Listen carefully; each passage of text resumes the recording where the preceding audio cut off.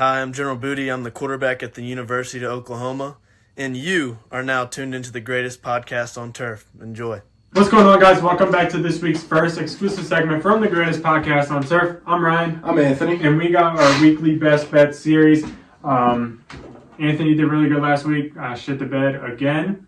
However, we're still up on the year, and he's going to give you the numbers now. Yeah, so on the year, Anthony Alentrio, I'm 8-1 on the year, my best bets. I'm up big.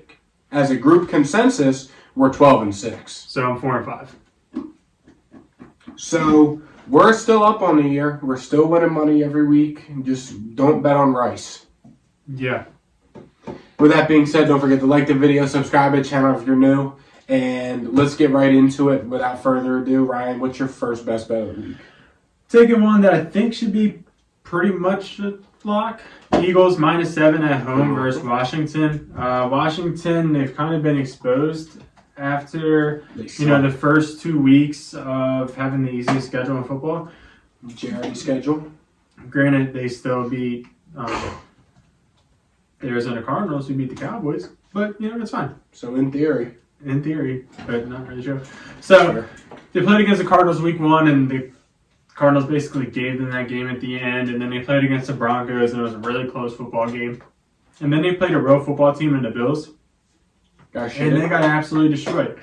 So now the fact that the Eagles are only 7-point favorites at home against this team, I know Washington's had their number in the past, but Eagles are just a better football team than the Commanders are at the end of the day. The Commanders' offensive line is starting to not look very good, and this Eagles' defensive line is for real. So give me the Eagles in this one. I think that they get to Sam Howell pretty quick, and I don't think that they're able to do much on offense. However, Philly, I think, can do their thing and get out of here with a double-digit win. Yeah, no, I mean, you're right. I like that one a lot. That's another bet I'll be taking on Sunday. The first thing I want to talk about, actually, I'll save it for whenever you do. So my first best bet of the week, again, in theory, this is another bet that I feel like it's kind of low. It is the Cincinnati Bengals -2.5 at the Tennessee Titans. Yeah, at the Tennessee Titans. The Titans are just bad. They're 1-2. I mean, they beat the Chargers, but they just got blown out by Cleveland. Since he looked sloppy the first three quarters, arguably, against the Rams last week, but I'm not really looking too much into it. I don't think the Titans are good. If the Bengals offense gets going, which I think they can against the bad secondary, I don't think the Titans can hang with them, especially with how good the Bengals defense has looked throughout the season so far. I think the Bengals are more than 2.5 points better than the Titans, so I'm taking that this week. I'm very confident in it. I'm also 8-1 on the year, so. Next up, I'm jumping into a over-under. I'm looking at the Chargers-Raiders game. Over-under is sitting at 48.5, and I'm going to be taking the over in this one. Because it's in the Chargers Stadium, we don't have to worry about weather at all. And I know the Raiders haven't scored the most points this season and might be a little bit worried about that. However, week 1 it was against the Broncos. It was the division rivalry game. And teams in Denver week 1 tend to not do very good. They only scored 17 points there. Next week they played against the Bills, one of the best defenses in football. Got destroyed. Not really looking too much into that.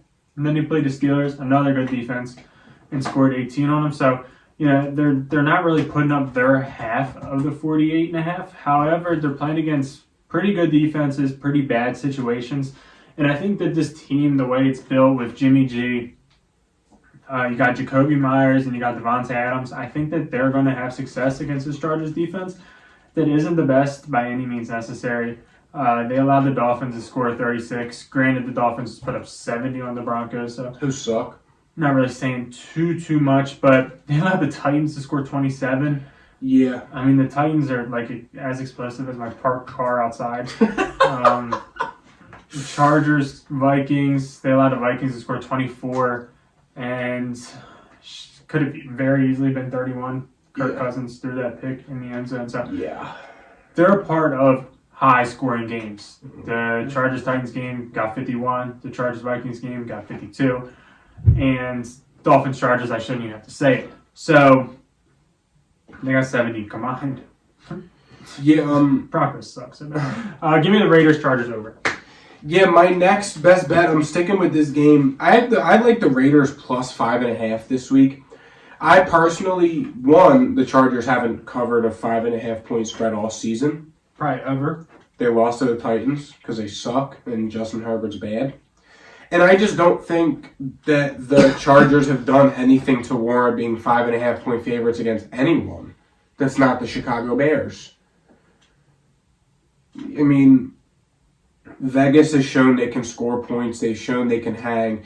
They've showed they can come back and close games. If it was due to good coach, if they had a better coach, they probably would beat Pittsburgh on, what was that, Monday or Sunday? That was Sunday night, right?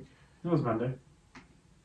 It might have been Sunday. No, it was Sunday because there was the 2 games Monday night. Yeah, Sunday night, if Josh McDaniels uses his time management better, they win that game against the Steelers. But again, I really don't think the Chargers have done anything to warrant being 5.5 point favorites, and their defense is so bad, I think they can really hang with Vegas. So give me the Raiders plus 5.5. My final best bet this week, and I don't necessarily love it, but it's the Jacksonville Jaguars at home, technically London, playing up against the Falcons. Yeah. The reason that I'm doing this, I have a couple reasons, but the main reason, the Jaguars just got rolled by Texans. And I'm not really, worried about that game in general. I don't think it has any type of outlook on the Jaguars season or the Texans season. Especially Calvin Ridley. No, we'll talk about that later. Anyways, you really just made me lose my thought. So thank you. I appreciate that. Ball anyway, so I appreciate that. But yeah, the Falcons, they haven't looked the best. The Jaguars just got destroyed by the Texans. So in theory, if they're a good team, which they should be, they should be pissed off enough to beat the Falcons because the Falcons aren't very good in my opinion. They're pretty one-dimensional. If you stop the run, which I think the Jaguars are able to do if they really try to hone in on it, and force Desmond Ridder to throw the ball to his great weapons, he'll choose still to not throw the ball. So that's really how you beat the Falcons. You stop the run, you make Desmond Ridder beat you, and then somehow they still can't make that happen. And I think that the Jaguars, being in London, they're the most comfortable team in London, and they should have success against this Falcons team. I don't believe in the Falcons. I believe more in the Jaguars, and a 3-point spread ain't too much in my opinion. No. I want to stick with that game for a minute before I get to my final best bet. Something to watch. The over-under of this game is 43 points. In every single game dating back to 2013 that the Jaguars have played in London, the game has gone over 43, or the games that have gone under 43 have been 42. So if this line changes at all, just be mindful of that. It's a little trick I picked. That's a little thing I picked up on. Hopefully you guys make some money off that too. But I'll keep it short and sweet.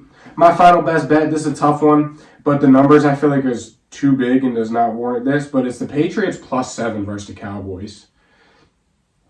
I don't think Dallas offense really has the juice like that, and neither does New England's, but that's not what we're talking about. I think New England's defense can contain Dak, who's been off to a slow start, and CeeDee Lamb, who's also kind of been a little bit iffy this weekend. That's kind of why I am with that. Call what you want. I'm 8-1. So that's why I'm rocking with the Patriots plus 7. That's it. Yeah, go make some money this weekend. I'm 8-1. We're 12-6. Don't forget to like and subscribe, and we'll see you guys tomorrow. See you. Peace.